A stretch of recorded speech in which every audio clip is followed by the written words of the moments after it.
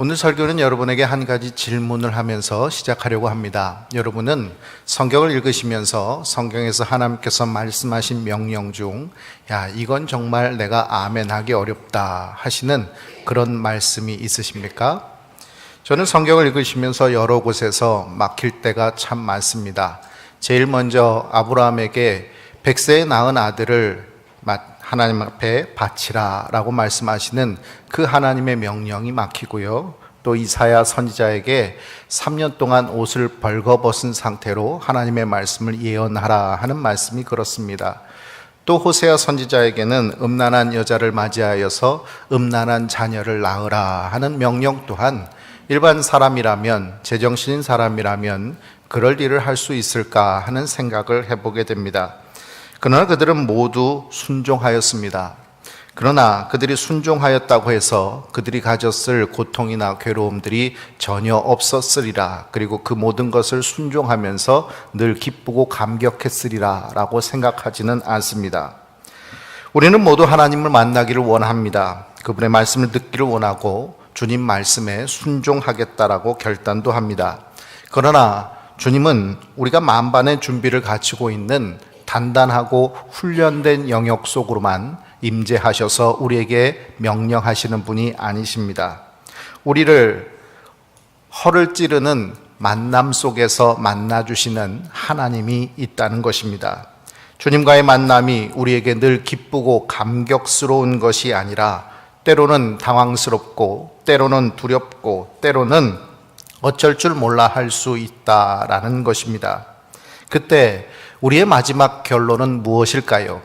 그 허를 찌르는 주님과의 만남 속에서 도저히 순종하기 어려운 주님의 명령 앞에 우리의 마지막 결론은 안 돼요, 할 수 없습니다, 제가 좀 기도해 본 다음에 말씀드리겠습니다 일까요?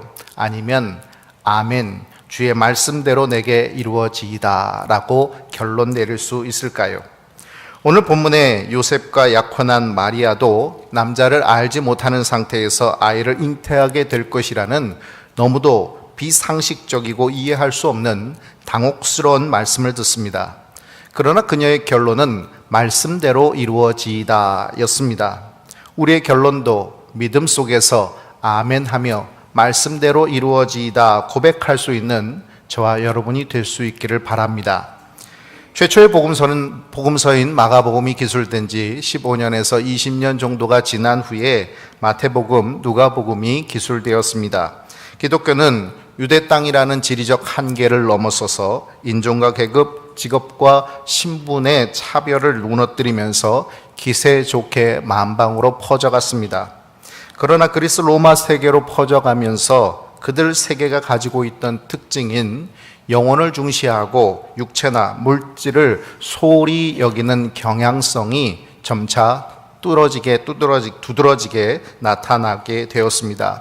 그러자 누가복음은 예수 그리스도께서 영혼만 구원하시는 구주가 아니라 바로 인간을 전인적으로 악에서 구원하시는 구주가 되신다라고 소개하고 있습니다.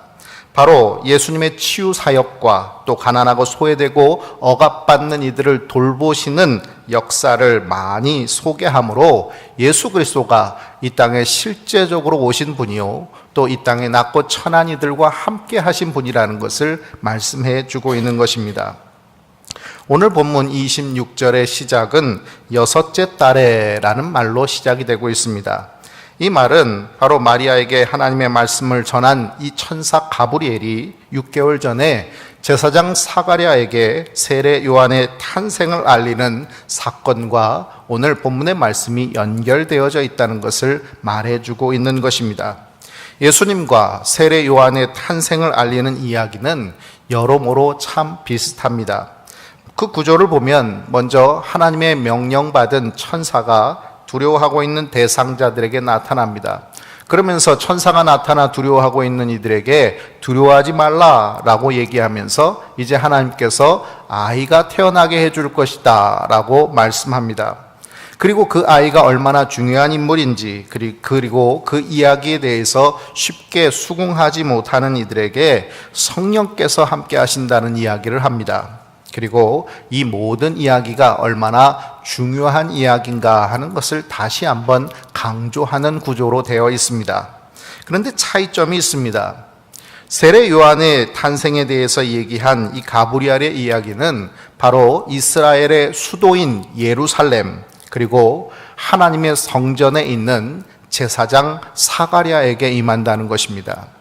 그런데 예수님의 탄생을 고지하시는 이 천사 가브리엘의 이야기는 저 모든 사람들이 천하게 여기는 시골 마을 갈릴리 나사렛에, 그리고 그곳에서 아무도 알아주지 않는 순수한 시골 처녀에게 임한다는 것입니다.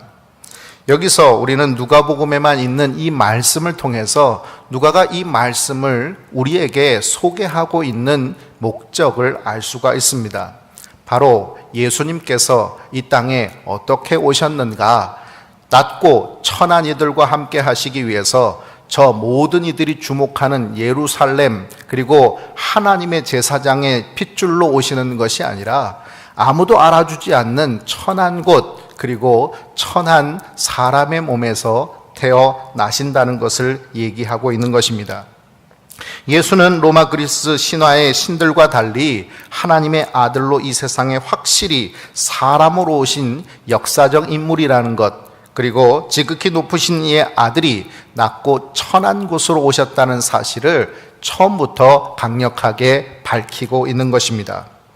누가복음에서는 마리아를 두 가지로 소개합니다. 그 첫 번째는 그녀가 갈릴리 나사렛 동네에 살고 있었다는 점, 그리고 두 번째는 다윗의 자손 요셉이라 하는 사람과 약혼했지만 아직 남자와 잠자리를 갖지 않은 처녀라는 점입니다. 갈릴리 나사렛은 이스라엘 북부에 위치한 인구가 2,000명 정도 되는 시골 마을이었습니다. 나사렛 주민들은 대부분 양을 치거나 농사를 지었는데 그 당시 목자나 농부는 대단히 가난했습니다. 나사렛이 속해 있는 갈릴리 지방은 주전 733년 아술에 의해 점령당하면서 본토 이스라엘로부터 분리되었습니다. 아수리는 이 지역에 여러 민족들을 섞여 살게 하는 혼혈 정책을 통해서 이 땅의 민족의 정체성을 무너뜨려 갔습니다.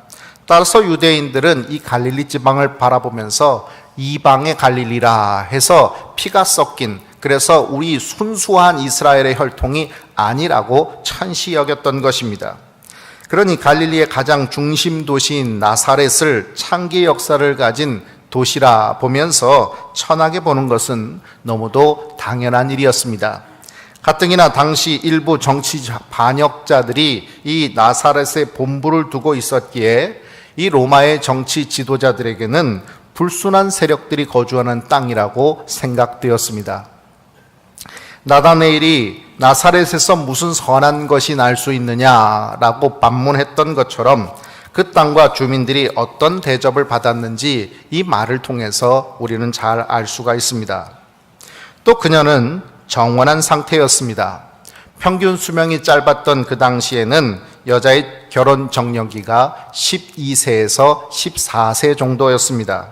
약혼을 하고 1년 동안 각자의 집에서 따로 살다가 결혼을 하는 유대 풍습을 생각한다면 학자들은 마리아의 이때의 나이가 13살 정도가 되었을 것이다 라고 말을 합니다.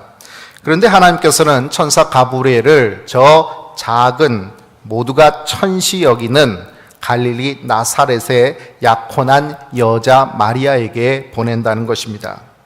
왜 정치의 중심지 로마나 예배의 중심지 예루살렘이 아닐까요? 왜 멸시받는 갈릴리 나사렛에 보내시는 것일까요? 왜 선지자 가문이나 제사장의 딸, 왕의 자손으로 태어나게 하는 것이 아니라 가정에서 가사나 도우면서 결혼할 준비나 하고 있는 봐줄 것 없는 어린 여자, 남자에게 의지하면서 평생 살아갈 수밖에 없는 그 여자에게 임하는 것이냐 하는 것입니다. 어쩌면 다윗의 자손 요셉, 남자에게 말씀하시는 것이 더 맞는 것 아닐까요? 그런데 왜 천사 가브리엘은 그 남자 요셉의 아내가 될 여자 마리아에게 먼저 나타나시는 것일까요? 우리는 천사 가브리엘의 첫 번째 음성을 주목해 보아야 합니다. 우리 28절 같이 봉독합니다. 그에게 들어가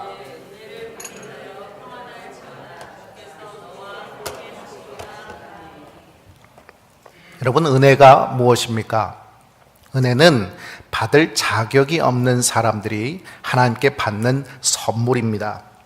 하나님께서는 주권적으로 은혜를 부어주십니다. 받을 자격이 없지만 하나님의 선택 속에서 하나님의 역사를 이어갈 수 있는 하나님의 사람을 붙들어 주시는 것입니다. 어떻게 마리아가 예수님의 어머니 성모가 될 수 있는 것일까요? 29절의 마리아도 그 말을 듣고 놀라 이런 인사가 어찌함인가 라고 생각하였습니다. 자신이 그럴 자격이 있는 존재가 아니라는 것을 분명히 알고 있었기 때문입니다. 하나님의 은혜 말고는 달리 이 사건을 설명할 길이 없습니다. 왜 그 자리인가? 왜 그곳인가? 왜 그녀인가? 이 모든 것 속에서 우리는 어떠한 답도 얻을 수 없지만 하나님의 은혜입니다 라고 말할 수밖에 없는 그 은혜 속에서 이 사건을 우리는 이해해 가야 합니다. 그러나 더욱 놀라운 것, 이 은혜가 바로 2000년 전에 마리아만이 받은 은혜가 아니라는 사실입니다. 성령으로 마리아의 뱃속에 예수 생명이 잉태되었듯이 오늘을 사는 우리에게도 예수님의 생명의 은혜가 가득하고 있다는 것을 우리는 놀랍게 여길 수 있어야 할 것입니다. 은혜 속에 살고 있으면서 그 은혜가 너무도 당연한 것 같이 살고 있는 우리들에게 오늘 말씀은 그 은혜가 우리에게 어떻게 얼마나 놀라운 일인가, 그리고 그 은혜 속에 살아가는 우리들이 얼마나 놀라운 존재들인가 하는 것을 생각해 볼 수 있기를 바랍니다. 우리는 은혜를 사모하면서 기다려야 합니다. 은혜는 어지럽고 혼란한 상황 속에서 우리가 흔들리지 않는 평안을 주기 때문입니다. 천사 가브리엘은 28절 말씀에 은혜를 받은 자여 평안할지어다 라고 말씀합니다. 그 이유가 무엇입니까? 주께서 너와 함께 하시도다. 바로 하나님께서 우리와 함께 하시기 때문에 우리가 감당하지 못할 그 은혜를 받는다 할지라도, 그래서 우리가 도저히 이해할 수 없는 그 은혜를 받는다 할지라도 우리는 하나님이 함께 하신다는 믿음 속에서 그 은혜를 해석해낼 수 있다는 것입니다. 때로는 은혜가 우리를 떨리게 만들고 우리를 두렵게 만들 때도 있습니다. 감당할 수 없다는 생각 속에서 우리는 그 은혜가 내 것이 아니라고 생각할 수도 있을 것입니다. 그러나 여러분, 담대하십시오. 그 은혜를 주시는 분이 바로 우리와 함께 하시는 하나님이심을 믿으시기 바랍니다. 이 임마누엘의 믿음이 우리의 마음을 두려움에서 담대함으로 바꾸고 해석할 수 없고 깨달을 수 없고 내 것이 아니라고 생각하는 그 은혜 속으로 우리를 인도해 주실 것입니다. 30절 말씀을 우리 같이 봉독하겠습니다. 천사가 이르되 마리아여 무서워하지 말라, 내가 하나님께 은혜를 입었느니라. 연달아게 얘기하고 있는 말씀은 바로 그 은혜가 무슨 뜻인지, 왜 나에게 임하는지 어리둥절하고 또 겁내하고 두려워하고 있는 이 마리아에게 주님은 평안을 주시고 또 무서워 말라라고 말씀하시면서 계속해서 은혜를 입었다, 받았다라고 말씀하고 있습니다. 여러분, 은혜는 내가 기도했다, 봉사했다, 열심을 다했다, 고개를 들고 있을 때 보답으로 주어지는 것이 결코 아닙니다. 은혜는 내가 자격 없는 존재라는 것을 알고 겸손히 무릎을 꿇을 때 값지게 선물로 주어지는 것입니다. 말씀에 의지하여서 우리에게 날마다 부어주시는 은혜의 물결이 우리를 덮을 수 있기를 주의 이름으로 축원합니다. 은혜로 불러주시는 주님은 우리를 믿음의 모험으로 나아가게 합니다. 유대인의 결혼 풍습은 이러합니다. 신랑이 신부의 집에 결혼 지참금을 먼저 보내 신부가 12살에서 14살쯤 약혼을 합니다. 그리고 약혼 후 1년쯤 지나서 결혼을 하는 것이 유대 결혼 풍습이었습니다. 따라서 마리아는 지금 결혼을 준비하는 예비 신부의 기간을 보내고 있는 1년의 시간을 보내고 있는 것입니다. 그런데 하나님의 천사는 결혼도 하지 않은 여자에게 아들을 낳을 것이라고 합니다. 그것이 은혜를 입은 것이라고 말씀하는 것입니다. 결혼을 해서 요셉의 아들을 낳는다는 이야기가 아닙니다. 도저히 이해할 수가 없는 내용입니다. 2000년이 지난 지금도 우리는 결혼하기 전에 먼저 임신한 것에 대해서 그렇게 떳떳하게 자랑하면서 이렇게 모든 사람들에게 알리고 축복받고 그런 모습이 되지 못하고 있는 것은 그 사실을 감추려고 하는 부끄러움이 있기 때문입니다. 그런데 여러분, 누구의 씨인지도 알지 못하는데 세상 사람 앞에 결혼도 하지 않은 정혼한 여자가 임신하였다라는 소식이 들려졌다면 어떠했겠습니까? 아무리 과학이 발달하지 않았던 2000년 전이라 할지라도 아이가 어떻게 생기는지는 잘 알고 있었습니다. 따라서 마리아가 알고 있는 지식과 경험의 한계 속에서 남자를 알지 못하는 마리아에게 아들이 주어진다는 것은 일어날 수 없는 것이었습니다. 은혜는 우리가 보고 듣고 체험하고 알고 있는 것만을 이야기하는 것이 아닙니다. 하나님의 은혜는 알지 못하는 믿음의 영역으로 우리를 인도합니다. 많은 사람들이 동정녀 마리아에 대해서 논쟁을 벌이기를 좋아합니다. 어떻게 처녀가 아들을 낳을 수 있느냐라고 말입니다. 그런데 여러분, 동정녀 마리아에 대해서 우리가 논쟁해야 될 것은 그녀가 동정녀였다라는 것, 그녀가 처녀였다라는 것에 우리가 주목해야 되는 것이 아니라 하나님께서 처녀를 잉태케 하셨다라는 점을 주목해야 하는 부분입니다. 주어가 바꿔져야 된다는 것입니다.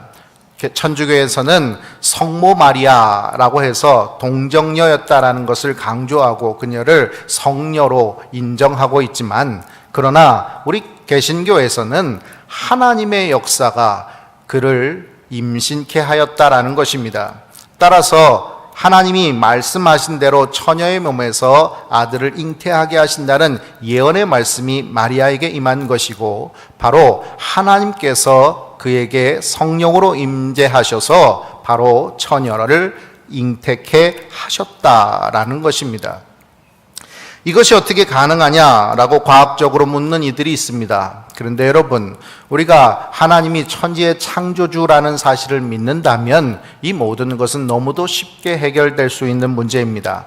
하나님은 아무것도 없는 곳 속에서 생물을 만들어낸 천지 모든 만물을 창조해내신 분이십니다. 아무것도 없는 곳에서 생명체를 만들어내신 분께서 처녀의 몸에서 아들을 낳을 수 없으셨겠습니까? 하나님의 말씀대로 하나님께서 이루신 것입니다. 그런데 마리아는 자신의 지식과 경험 속에서 이것은 도저히 일어날 수 없는 일이라고 합니다. 그런데 여러분, 하나님의 은혜는 이 지식과 경험의 한계를 뛰어넘는 것입니다. 때로 우리는 구하라 그러면 주실 것이요 약속하신 주님의 약속이 이루어질 것이라고 믿지만, 그러나 그 약속이 이루어지지 않는 경험들을 할 때 답답해합니다. 누구는 죽을 병에 들어서도 고침받고 다 나아서 간증하고 돌아다니는데, 나는 그렇게 별로 심하지도 않은 병이었는데 그 병이 낫지도 않고 고쳐지지도 않는 모습 속에 우리는 왜 그런가라고 생각합니다. 누구는 사고의 현장에서 구사일생으로 살아났는데, 누구는 그 속에서 아비규환의 고통 속에 신음하며 죽어가게 되었을 때 우리는 왜 하나님이 저렇게 저 사람을 저곳에 방치하는가라고 생각을 합니다. 그러면서 말합니다. 내가 하나님이라면 하는 단서를 붙이면서 이렇게 하겠다 저렇게 하겠다 모든 것을 쉽게 이리저리 해결해 내고자 합니다. 여러분, 내가 하나님이라면 제천에 있는 사람들이 저 불에 타 죽도록 내버려 뒀겠습니까? 내가 하나님이었다면 야 불난다 다 나가라 1시간 전쯤에 미리 다 사람들을 내보냈든지 아니면 그 불이 아예 붙지 않도록 하지 않았겠습니까? 우리는 이렇게 이해할 수 없는 일들을 일사천리로 내가 하나님이라면 단서를 붙이면서 쉽게 해결해 내기를 원합니다. 그러나 하나님은 그렇게 하지 않으십니다. 그렇게 해서 되는 것이 아니기 때문입니다. 어떻게 은혜를 입은 것이 처녀가 아들을 낳는 것일 수 있을까요? 도대체 처녀가 아들을 낳는다는 것이 어떻게 그 당사자에게 은혜일 수 있겠느냐는 것입니다. 우리가 이 소식을 듣는다면 우리는 어떤 반응을 할까요? 그 삶이, 그 명령이 내 삶 속에 이루어진다면 요셉과의 결혼을 준비하는 과정에서 무슨 청천벽력 같은 소리입니까? 은혜를 부어주신다면 앞으로 너는 요셉과 행복하게 천년해로하면서 살 것이다 라고 말씀해 주셔야지 이게 무슨 해괴망측한 소리입니까? 라고 반문하지 않겠습니까? 나는 싫어요. 도저히 할 수 없습니다 라고 말하지 않았겠습니까? 처녀가 아들을 낳습니다. 이 소식을 듣는 사람들의 반응은 어떠했겠습니까? 유대 율법은 약혼한 상태에서 간통을 한다면 돌로 쳐 죽이라고 강하게 말하고 있습니다. 어찌하여 목숨은 부지한다고 해도 성령으로 잉태했다라고 말하는 이 마리아의 말, 그렇게 말할 수밖에 없는 것 아닙니까? 미친 여자다라는 소리 들어도 내가 다른 남자랑 간통해가지고 애를 낳습니다, 이렇게 말할 수는 없는 것 아닙니까? 자기에게 이루어진 일 그대로를 얘기한다면 하나님께서 천사를 보내서 성령으로 잉태케 해주셨습니다 라고 말해야 되는데 그 소리하면 미친 여자 되는 것 아니겠습니까? 그가 낳은 아들은 사생아라고 평생 조롱받으면서 살게 될 것 아닙니까? 그런데 여러분, 그 조롱과 불명예 속에서도 하나님께서는 은혜를 받은 자라고 말씀하신다는 것입니다. 하나님의 은혜의 방식이 개인에게 희생을 강요하고 개인의 삶을 고통과 괴로움 속으로 밀어넣는다는 것이 말이 될 수 있겠느냐 하는 것입니다. 그런데 여러분, 우리는 이 사건을 마가복음 9장에 귀신 들린 아들을 고치러 온 아버지의 이야기 속에 대입해서 해석해 볼 수가 있습니다. 그는 아들이 불에도 자주 던지고 물에도 자주 던져지는 귀신의 역사에 놀아나고 있는 현실 속에 언제 생명을 잃지 모르겠다는 두려움을 갖고 있는 아버지였습니다. 그래서 이 아들을 위해서 예수님께 나왔습니다. 물론 이전에도 능력 있는 사람이라는 사람 다 찾아다녔을 것이 분명합니다. 그런데 그들은 아무것도 하지 못했습니다. 그래서 이 아버지는 예수님도 그중 하나일 것이라는 생각 속에 무엇을 하실 수 있거든 우리를 불쌍히 여기사 도와주옵소서라고 이야기를 합니다. 그때 예수님께서는 할 수 있거든이 무슨 말이냐? 믿는 자에게는 능히 하지 못할 일이 없느니라 라고 말씀하십니다. 그러자 이 아버지는 정신이 번쩍 들어서 내가 믿나이다, 나의 믿음 없는 것을 도와주소서라고 말을 하고 있습니다. 그는 믿음으로 예수님께 나온 것이 아니었습니다. 그저 귀신 들린 아들 치유받기만 하면 된다라는 목적만 있었던 것입니다. 그런데 이 예수님께 데리고 왔지만 믿음이 없음으로 인해서 주님의 역사를 해석해내지 못하고 있는 것입니다. 우리는 우리의 지식과 경험, 즉 인간적인 차원에서 주님의 역사를 이해하려고 합니다. 그러나 하나님의 역사는 인간적인 차원이 아니라 인간의 차원을 초월한 하나님의 차원, 창조주, 전능하신 하나님의 능력의 차원이라는 것을 이해해야 합니다. 분명히 알아야 할 것, 우리에게 감당하지 못할 은혜, 이해할 수 없는 은혜는 믿음으로만 정확하게 해석이 될 수 있다는 것입니다. 어떻게 처녀가 아들을 낳을 수 있습니까? 어떻게 그 불명예와 조롱을 받으면서 돌에 맞아 죽을지도 모르는 목숨의 위협 속에서 살아야 될 그 모든 것이 은혜라고 말할 수 있습니까? 라고 말하는 이에게 이 믿음으로 해석되어질 때만 이 이야기가 은혜일 수 있다는 것을 말해주고 있는 것입니다. 하나님은 자기가 주권자라고 해서 그 피조물을 기분 내키는 대로 만드시고 움직이시는 분이 아니십니다. 자기가 창조주라고 해서 자기 마음대로 그 피조물들을 희생시키시는 분도 아니십니다. 하나님의 일하심을 보십시오. 6개월 전에 이미 하나님께서는 천사 가브리엘을 보내서 사가랴의 불임의 가정에 아들을 주심으로 37절 말씀, 대저 하나님의 모든 말씀은 능하지 못하심이 없다는 것을 보여주셨습니다. 마리아는 남자를 알지 못하는 과학적 지식의 한계를 가지고 있었습니다.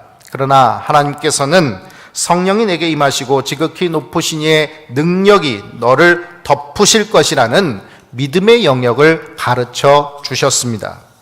요셉이 마리아가 임신하였다는 소식을 듣고 파혼하려고 할 때 그에게 주의 사자를 보내셔서 세밀히 설명하시고 믿음의 영역으로 인도해 주셨습니다. 가톨릭에서는 지나친 마리아 숭배 사상을 갖고 있습니다. 그러나 개신교에서는 또 이 어머니 마리아에 대해서는 별로 신경을 쓰지 않습니다. 그러나 우리가 마리아의 위치를 신적인 위치로 부여해서는 안 될 것이지만 그가 존경받아 마땅할 것이라는 이유를 우리는 오늘 본문 38절에서 찾을 수가 있습니다. 우리 38절 말씀 같이 봉독합니다. 마리아가 이르되 주의 여종이 오니 말씀대로 내게 이루어지이다 하매 천사가 떠나가리라. 아멘. 머리로 이해돼서 아멘이 아닙니다. 믿음으로, 이 마음으로 믿어져서 아멘이라는 것입니다. 앞으로 자기에게 일어날 이 엄청난 일들이 다 머리로 이해되었기 때문에 아멘 했겠습니까? 그녀는 믿음 속에서 아멘 하면서 주의 말씀대로 내게 이루어지이다 라고 고백하고 있는 것입니다. 마리아는 창조주 앞에서 자신의 권리를 주장하지 않았습니다. 내 삶인데, 내 결혼 생활인데, 그리고 내 자식인데 왜 이렇게 시작해야 되는 것입니까? 라고 따져 묻지 않습니다. 필연적으로 닥치게 될 죽음의 위험도, 앞으로 살아가면서 받게 될 조롱과 불명예도 기꺼이 감당하겠다는 고백을 하고 있습니다. 믿음의 바다로 주의 약속을 믿고 나아가는 결단을 하고 있는 것입니다. 상황이나 감정을 붙들면 우리는 흔들리게 되어 있습니다. 우리가 붙잡아야 할 것은 흔들리지 않는 주의 약속을 붙드는 것입니다. 은혜를 해석하여 믿음의 자리로 나아갈 수 있어야 하는 것입니다. 갈릴리 나사렛 시골 동네 순박한 마리아의 믿음의 순종으로 가장 낮고 천한 것으로 오시는 예수 그리스도께서 탄생하셨습니다. 그 예수께서 오늘 나 같은 죄인의 구세주가 되셨다는 것을 믿으시기 바랍니다. 예수 그리스도께서 나에게 구세주로 오시는 사건은 바로 예수님이 오시는 길에 수없이 많은 사람들의 순종으로 수놓아진 사건이라는 것을 기억하십시오. 저는 모태부터 저에게 예수 그리스도의 복음을 가르쳐 주신 부모님들을 통하여서 예수님을 처음 만나게 되었습니다. 그리고 저를 신앙으로 이끌어준 교회학교 선생님들, 살아있는 말씀으로 나에게 본을 보여주신 신앙의 선배들의 믿음의 순종 속에서 예수님께서 나에게로 오시는 길이 닦아졌다는 것을 깨닫게 되었습니다. 내가 어느 순간 잘나서 예수 믿게 된 것이 아니라 바로 그들의 수많은 순종들이 나에게 예수님께서 오시는 길을 닦고 있는 역사였다는 것입니다. 이제 우리도 길을 닦아갈 수 있기를 바랍니다. 말씀대로 내게 이루어지이다. 머리로 이해할 수 있어서가 아니라 마음으로, 믿음으로 순종하며 예수께서 오시는 길을 닦아 내 다음 세대들에게 예수님께서 다가가실 수 있도록 오늘 우리도 길을 닦는 그리스도인의 삶을 살아가시를 주의 이름으로 축원합니다. 기도하겠습니다. 아버지 하나님, 오늘 예수 그리스도께서 나에게로 오는 길을 우리 주님께서 먼저 보내신 믿음의 선진들을 통하여서 길을 닦아주셔서 주님께서 우리에게 오시는 것을 우리들이 깨닫게 됩니다. 낮고 천한 곳으로 오시는 주님은 우리가 하나님을 알지 못하던 때에 강력하게 믿음으로 역사하여서 아버지 저 마리아가 순종함으로 그 하나님의 역사를 받아들였고 그러므로 말미암아 예수 그리스도께서 탄생하셨던 것처럼 때로는 우리에게 당혹스럽고 때로는 우리에게 두렵고 때로는 우리가 쉽게 수긍할 수 없는 은혜로 임하실 때가 있다는 것을 우리들이 알게 하여 주시옵소서. 머리로 이해하려고 하면 깨달을 수 없지만 마음의 믿음으로 해석함으로 말미암아 그것이 은혜임을 깨닫고 그 은혜의 길을 오늘도 닦아가는 우리들이 될 수 있게 하여 주시옵소서. 아버지 하나님, 예수님께서 우리에게 오신다는 것, 그것은 그저 어느 날 갑자기 일어나는 것이 아니라 오늘 우리가 순종함으로, 우리가 믿음의 본을 보임으로 저 예수를 알지 못하는 이들에게 다가오시는 길이라는 것을 우리들이 깨닫게 하여 주셔서 오늘도 하나님의 거룩한 교회로서 이 믿음의 길을 닦아가는 우리들이 되게 하여 주시옵소서. 예수님의 이름으로 기도합니다. 아멘.